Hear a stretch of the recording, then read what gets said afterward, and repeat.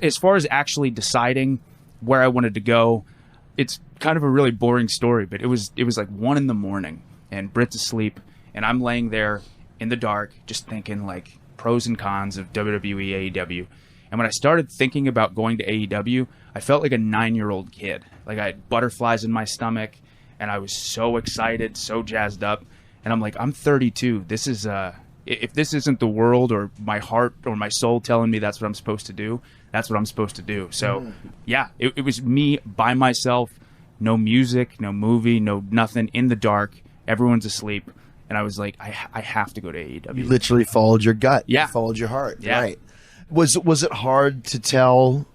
Because the idea, and we can talk about this, is that they were going to finally bring you up to the main roster. I mean, Yes. is that what they were telling you? Kind of, because you had been in NXT for 4 years. 4 years, yeah. And never once really gone to the main roster. Right. So now that your deal is up, were you saying to them, you got to bring me up? Were they going to just do it anyways? Kind of talk about those conversations. Yeah. No, so that was the pitch from the gate, where I did have a meeting with Vince that went really well. It was like a 30-minute combo, which was cool. Was that the first time you ever had a real long conversation with him? I've only talked to him for maybe like 2 or 3 minutes prior to that. It was after I got to work the Survivor Series event, and he wanted to talk to us afterwards. He was really happy with the match. So, but no real conversation with him before. So that was the first time, and it was really cool. Again, he was very complimentary, very nice. But yeah, the idea was for me to go to Raw or SmackDown and not stay within NXT.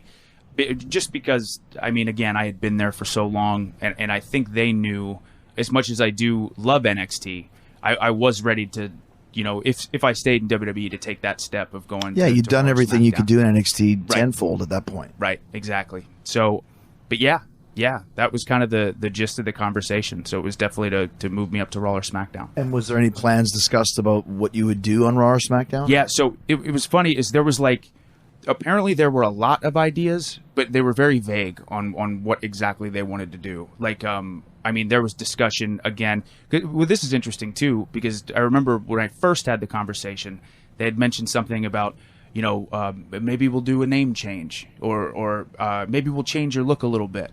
So that scared me a little bit, just because I'd spent nearly 14 years, as Adam Cole. And then our latest conversation, they were definitely more open to me being me and being myself and stuff like that. But yeah, they could tell I was not too thrilled about the idea. Did you kind of see that as a red flag in a way? Yeah. The fact, I mean, like you said, well, maybe we'll change your name and your look. And it's like, you pretty much know, like you said, my name value is been made, even huge to a certain degree.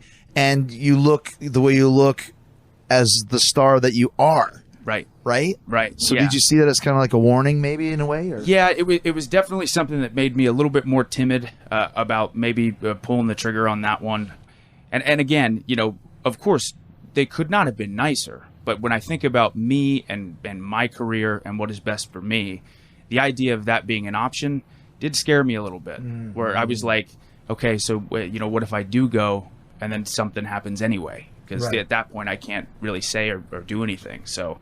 Yeah, it was absolutely, red flag is the perfect way to put it. Because another thing that came out said that you might have been used as Keith Lee's manager, right? Something along those lines. Like, whenever I hear those types of things, like where there's smoke, there's fire. Somebody must be suggesting it. Well, let's just put him as a manager, and it's like, you don't have to say anything, but I will. Yeah. Sometimes they get certain ideas in their head, and it's like you're not seeing the draw of this guy.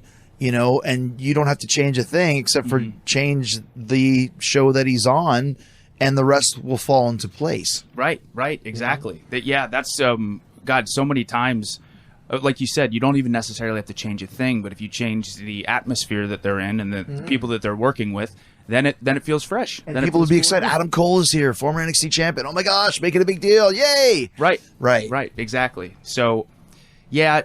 Again, I understand where they're coming from to some extent, but I feel like a big part of what has made me work is, I'm not 6'3" and I'm not, 285 pounds. So like the Adam Cole Bebe and the boom and all that stuff is such a big part of what I do and how I connect with the audience, aside from the wrestling and the promos and stuff like that. So I feel like it would have been quite the challenge if that would have happened. As far as the name change.